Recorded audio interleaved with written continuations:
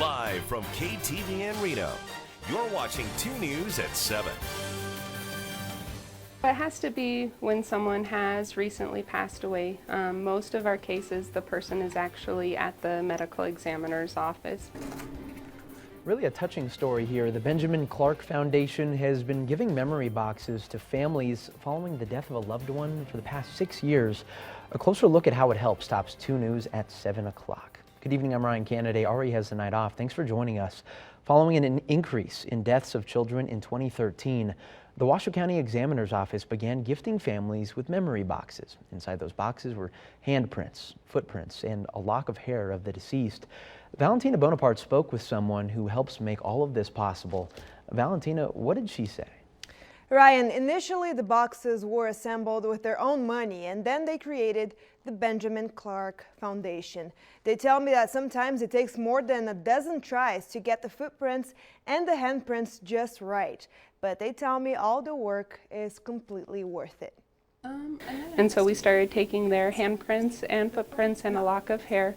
And for babies or small children, we put that in a memory box. Since 2013, memory boxes like the one you see have been given to families as a way to remember their loved ones. A gift many don't expect, but appreciate. It's one last thing that their child touched, and so they can never hold their hand again, but they have their handprint. And the lock of hair often still smells like them, and so parents will hold it to their nose and they'll take a breath and they say, "It still smells like her." And that's a priceless gift. This year alone, investigators with the Washoe County Medical Examiner's Office have assembled 74 boxes through the Benjamin Clark Foundation. And we've started doing memory quilts for seniors. They tend to not leave behind great handprints because after all that time they've kind of worn out their fingerprints. What used to be for children only evolved to teenagers, then adults, and now seniors. I've had people say that they would take the quilt with them while they had to go to the mortuary, while they had to make arrangements, still going to doctor's offices. It fits on a lap, so if they're in a wheelchair, so it's something that provides a little bit of warmth and comfort.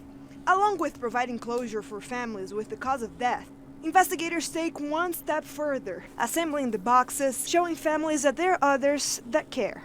It's hard investigating these deaths, and we feel for the families. Most of us are parents ourselves, and so to be able to help them even just a little bit, it's really nice for us. If you want to donate to the Benjamin Clark Foundation, we have a link on KTVN.com. Covering the story, Valentina Bonaparte, 2 News.